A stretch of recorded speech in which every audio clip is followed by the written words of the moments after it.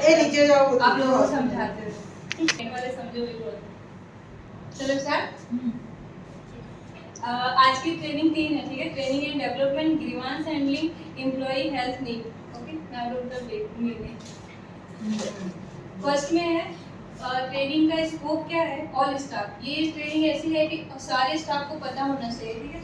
हमारे यहाँ पे जब नया एम्प्लॉय आता है, सपोज रिसेप्शन पे आया, तो रिसेप्शन के लिए सब कुछ, जैसे रजिस्ट्रेशन कैसे करना है रिसेप्शन, कोई नया एम्प्लॉय आया एडमिशन के लिए, रिसेप्शन के लिए, ठीक है। तो रिसेप्शन वालों को पता होना चाहिए कि नया पेशेंट आता है तो रजिस्ट्रेशन कैसे करना है, एडमिशन कैसे करना है, उसका डिस्चार्ज कैसे करना है, इंडोर पेपर कैसे बनाना है, उनको हमें ट्रैफिक का कैसे बताना है, ठीक है। सब कुछ पता होना चाहिए। नर्सिंग स्टाफ है, जैसे बेसिक जो है उनको इंजेक्शन देना, वो वॉश की तैयारी करना, वो सब बेसिक आना चाहिए। वो ट्रेनिंग का एक पार्ट होता है कि हमें पहले उनको नर्सिंग का जो हेड होता है, जैसे रिंकू बहन है, किरण बहन, तो उनको सिखाए और उस पर ट्रेनर और ट्रेनिंग लिए हुए दोनों की साइन आती है, उनके पर्सनल फाइल में रखी जाती है, ताकि एट ए टाइम अगर कुछ प्रॉब्लम हो तो वो ऐसा ना बोल सके कि हमें कुछ पता नहीं है। क्योंकि हर भले स्टाफ कहीं और पे काम करके आता है, लेकिन हर हॉस्पिटल का अलग अलग नियम होता है, ठीक है। तो आए तो उसको बताना होता है। सेकेंड थिंग ये है कि हॉस्पिटल में जब नया एम्प्लॉय आता है ना, तो हमें उनको पूरा हॉस्पिटल अपना दिखाना पड़ता है। उसको बोलते हैं ओरिएंटल, ठीक है। ओरिएंटल यानी हमें जैसे कोई नया स्टाफ आया और हम उसको अटेंड नहीं करते, उनको पता नहीं चलता कि सपोज वॉशरूम कहाँ है, लंच एरिया कहाँ है, रिसेप्शन कहाँ है, या कुछ भी, ठीक है। तो हमें उनको जो भी हेड है, एचआर है, उनको बताना पड़ता है कि हमारा एक्सरे है, लैब है, या सपोज भेजा गया तो तुरंत उसको लेके जा सके। वो ओरिएंटल बोलते हैं स्टाफ का, वो करवाना होता है। तीसरी चीज़ है कि जो होना चाहिए स्कोप ऑफ सर्विस।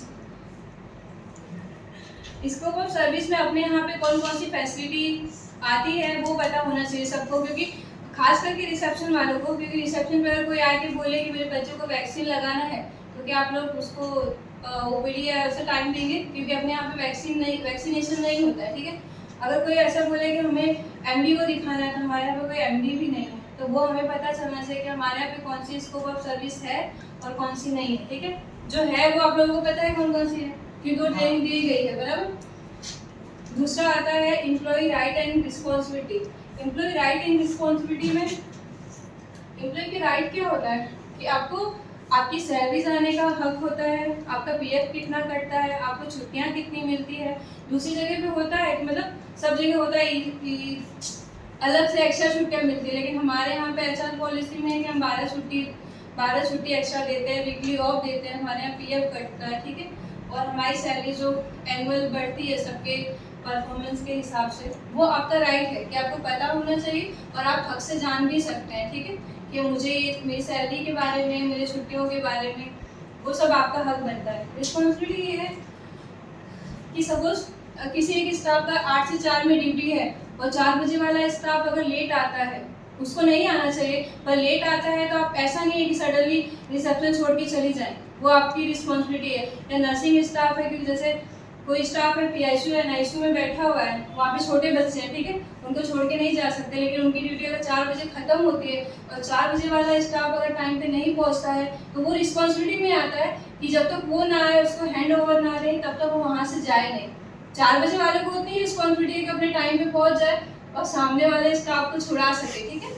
तो अपना काम टाइम से करना। जैसे कि कभी ऐसा होता है ना कि हमें ऐसा बोलते हैं कि हमारे यहाँ बहुत काम है आज, तो आप रुक जाओ, 1 घंटा और टाइम करो। अपने यहाँ पे ज़्यादातर फीमेल है, इसलिए हमें घर पे भी जाके काम करना होता है, लेकिन कभी हॉस्पिटल को ज़रूरत है तो हमें यहाँ पे भी टाइम देना पड़ता है, वो हमारी रिस्पॉन्सिबिलिटी में आता है, ठीक है। रोज़ हॉस्पिटल भी हमें रुकने के लिए नहीं बोलेगा, क्योंकि उनको भी ओवर टाइम के पैसे देने होते हैं, लेकिन अगर जब वो रोकते हैं या बोलते हैं तो हमें रुकना चाहिए, वो हमारी रिस्पॉन्सिबिलिटी है, ठीक है। तीसरा है ग्रीवांस हैंडलिंग।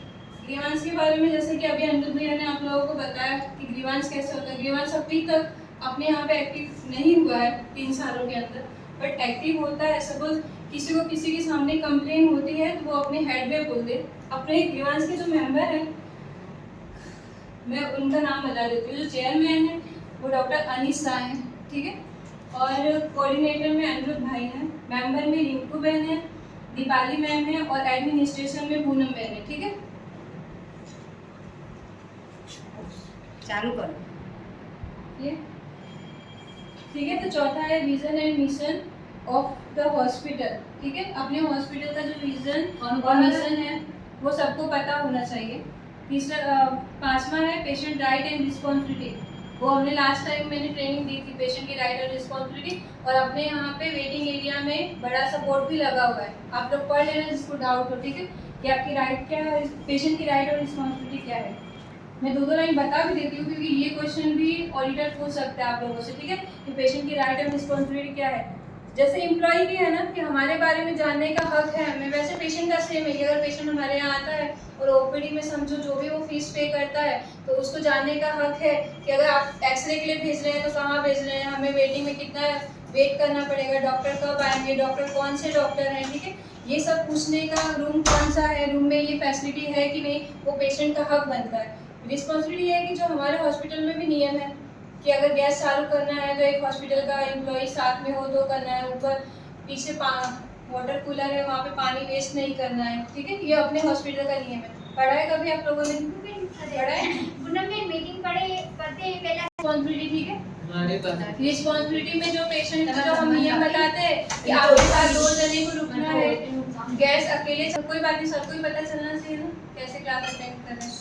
फिर वाटर कूलर है, पानी पीने वाला तो वहाँ पे पानी ही पीना है, कपड़े या फिर बर्तन वगैरह नहीं धोना, ये अपने हॉस्पिटल का नियम है, ठीक है। पेशेंट के साथ जनरल वार्ड में एक ऊपर और एक नीचे रहना है, तो वो वैसे ही नियम फॉलो करना उनकी रिस्पॉन्सिबिलिटी बनती है, ठीक है। ऐसा नहीं है कि 10 जने को बुला के और हमसे स्टाफ पे आके मिसबिहेव करने लगे, बराबर, और हमें भी पेशेंट के साथ मिसबिहेव नहीं करना है। पता है कैसा होता है, जो रिसेप्शन वाले होते हैं ना, अंदर से भले हम उनको ऐसा हो रहा है कि हम उनको गाली देना पड़े, मतलब कभी कभी ऐसा होता है, पर हमें तो ऐसे ही जी सर, हाँ जी सर, ऐसे ही करके बात करनी पड़ती है। वो हमारी एक क्या बोलते हैं, मतलब पर्सनालिटी होती है कि हमें चाहे भले वो कितना भी इरिटेट कर रहा है, बट हम अगर रिसेप्शन पे बैठे हैं ना तो हम उसका हाँ जी सर, जी सर, ऐसा है कि मतलब जैसे वही हमें सैलरी करने वाला हो ना, बिल्कुल उस तरीके से ट्रीट करना होता है, क्योंकि वो उससे हम अपने हॉस्पिटल का एक क्या बोलते हैं, मतलब पर्सनालिटी पता चलता है कि मतलब हम कैसे हैं और सामने वाला कैसे, तो हमें पता तो चल ही जाता है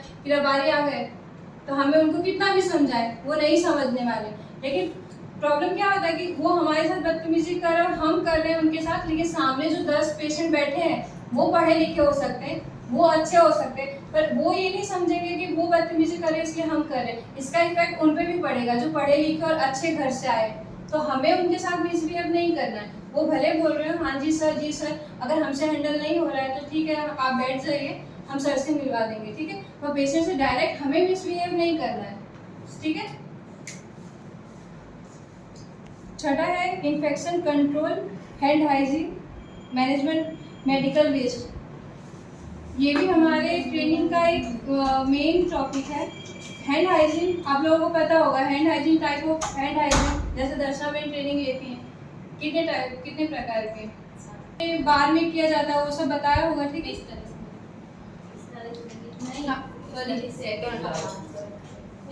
ठीक है, और 7वां है फायर एंड सेफ्टी।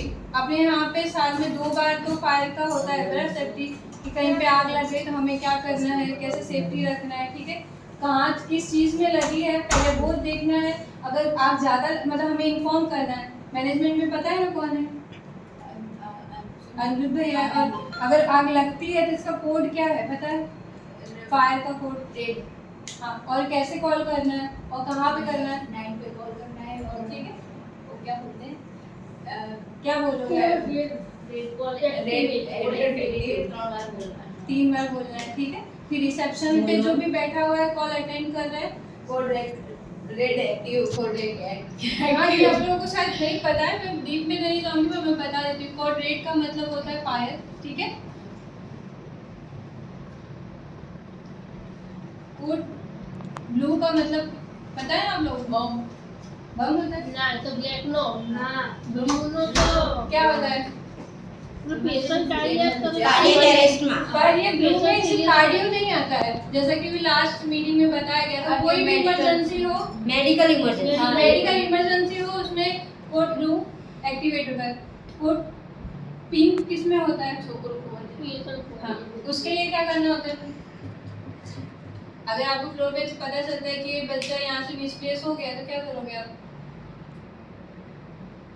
वो ऐसा ही करोगे, हम 9 नंबर पे कॉल करोगे, रिसेप्शन पे इन्फॉर्म करोगे। रिसेप्शन वालों का काम होता है कि मैनेजमेंट में करना है, और सेकंड थिंग सिक्योरिटी वाले को करना है। सिक्योरिटी वाले का काम होता है कि दरवाजा बंद कर देना है, ठीक है, बंद करे और दरवाजा हाँ, बंद करे, ताकि अंदर से बाहर ना जा सके, बाहर से कोई अंदर ना आ सके। उसके अंदर ढूंढ सकते हैं, अगर नहीं मिलता है फिर हमें आगे पुलिस को कंप्लेन करें आप, ठीक है। और चौथा हमारे पास एक है ब्लैक, वो कौन सा है, ठीक है। ये अपने ये होता नहीं है, पर इसके लिए भी हमें बताया गया था, पता है खाना में क्या बताया गया था कि अगर रिसेप्शन पे फोन आता है, ये हमें तो नहीं पता चलेगा कि हमारे यहाँ पे बॉम्ब रखा हुआ है, ठीक है। पता चलेगा तो हम पहले ही वो हटा देंगे ना उसे, तो हमें नहीं पता चलेगा। ऐसा भी हो सकता है ना कि सामने वाला कॉल करके हमें डरा रहा हो, ठीक है, कि आपके यहाँ पे बॉम्ब रखा है, या रखा भी हो एक्चुअली, तो हमें उसके लिए क्या करना है, थोड़ी देर उससे बात चालू रखना हाँ, है। कि कम से कम 1 मिनट से ज्यादा उससे हमें बात करते करते वो भी आइडिया लगाना है कि वो कहाँ से फोन कर रहा है, उसकी आवाज कहाँ से, जैसे कि पता ही चल जाता है बिहारी कैसे आजू-बाजू बोलते एरिया हैं, कौन सा यूपी होगा वाले जैसे। कैसे बोलते हैं, गुजराती कैसे बोलते हैं, ठीक है। तो हमें सिर्फ बात ही नहीं करना है, बात करते करते हमें वो भी ध्यान देना है कि उसकी आवाज कौन सी है, वो किस एरिया से बात कर सकता है, या उसके पीछे कौन सी जगह से आवाज आ रही है, ठीक है। और कोशिश ये करनी है कि हम 1 मिनट से ज्यादा बात कर सके। 1 मिनट से ज्यादा बात हम कैसे करेंगे, सामने वाला भी अगर हम इतना एक्टिव है कि हमें बॉम्ब रखा है उसके लिए इन्फॉर्म कर रहा है, तो ज्यादा उसको भी पता ही होगा ये, ठीक है, कि मैं 1 मिनट से कम बात करूं। लेकिन हमारा काम है कि 1 मिनट से ज्यादा उससे बात करवानी है, ठीक है। तो उसके लिए हम उससे कुछ भी पूछ सकते हैं, प्यार से बात करके, शांति से, कि आपको कैसे पता चला कि हमारे यहाँ पे, आप हमें बता दीजिए। मतलब बात निकलवाने के लिए है कि ताकि 1 मिनट से ज़्यादा बात हो और हम उसका कॉल रिकॉर्ड कर सके, ठीक है, आगे पुलिस वाले को इन्फॉर्म करके हमें पता चल सके उसके लिए। रिस्क मैनेजमेंट है, बेसिक लाइफ सपोर्ट है, जो आपको CPR में एनएसए डॉक्टर बताते रहते हैं, ठीक। फिर 5वां है ऑपरेशन ऑफ इक्विपमेंट, ठीक है। ऑपरेशन के लिए जो भी आप चीज़ें यूज़ करते हैं, उसके लिए OT में आपको बताया गया होगा। डायरेक्ट तो आपको OT में जाके चलो ऑपरेशन कराओ ऐसा नहीं होगा ना, आपको जो भी वहाँ के इंस्ट्रूमेंट है वो सब बताए गए होंगे। उसके लिए ट्रेनिंग शायद कल्याणी बहन ली होगी, या फिर ट्रेनिंग ऑन जॉब डिस्क्रिप्शन, ठीक है। आप जब भी आती है इंटरव्यू के लिए, अगर जरूर सर अपने यहाँ पे ऐसा तो है नहीं कि HR वाले लेते हैं, डायरेक्ट जरूर सर या दीपाली मैम लेती हैं, तो आप जब भी आते हैं तो आपको पहले ही पता होता है कि आप कौन सी पोस्ट पे आने वाले हैं। सर सामने से पूछ लेते हैं कि आपको क्या चीज़ आता है, या फिर आपको पता ही होता है कि आप अगर नर्सिंग में है तो नर्सिंग का काम करना है, रिसेप्शन पे है तो रिसेप्शन का है, अगर कोई आरोग्य मित्र के लिए आया तो आरोग्य मित्र के लिए, ठीक है। स्माइल ट्रेन कोऑर्डिनेटर है तो उनको क्या काम करना है, अगर उन्होंने ये काम पहले नहीं किया हुआ तो हमें उनको ब्रीफ करना है कि आपको कैसे क्या करना है, और क्या यहाँ पे जो भी अपने हॉस्पिटल का इन शॉर्ट नियम है ना, वो हमें आगे वाले स्टाफ को समझाना है, जो कि उनसे पहले जो स्टाफ काम कर रहा था, ताकि हॉस्पिटल में किसी भी तरीके का कोई प्रॉब्लम ना हो, बराबर। तो ये था हमारा training and development. Training and development का जो ये बेसिक चीज़ें हैं ना, जैसे कि scope of service, employ right and responsibility, grievance handling, vision and mission, patient right and responsibility, hand hygiene और biomedical waste, fire safety, basic life support. ये जो चीज़ें मैं आपको बता रही हूँ ना, ये तो नॉर्मल है और किसी से भी पूछ सकते हैं, क्योंकि ये ऑल स्टाफ में आता है। आप ऐसा मत समझना कि हम रिसेप्शन वाले हैं या हम आरोग्य मित्र हैं या मैं MRD हूँ या जो भी है, ये सब पे आता है, क्योंकि आपके हॉस्पिटल का विजन और मिशन सबको पता होना चाहिए, अपने हॉस्पिटल का स्कोप ऑफ सर्विस पता होना चाहिए, ठीक है। तो ये सारी चीज़ें आप लोगों को पता होनी चाहिए। जब जैसे हर महीने हम ट्रेनिंग लेने वाले हैं, 1 महीने में 12,000, किसी को कोई भी डाउट हो आप लोग पूछ सकते हैं, और ऑडिटर के सामने तो कुछ भी ना पता हो वो नहीं चलेगा, बराबर।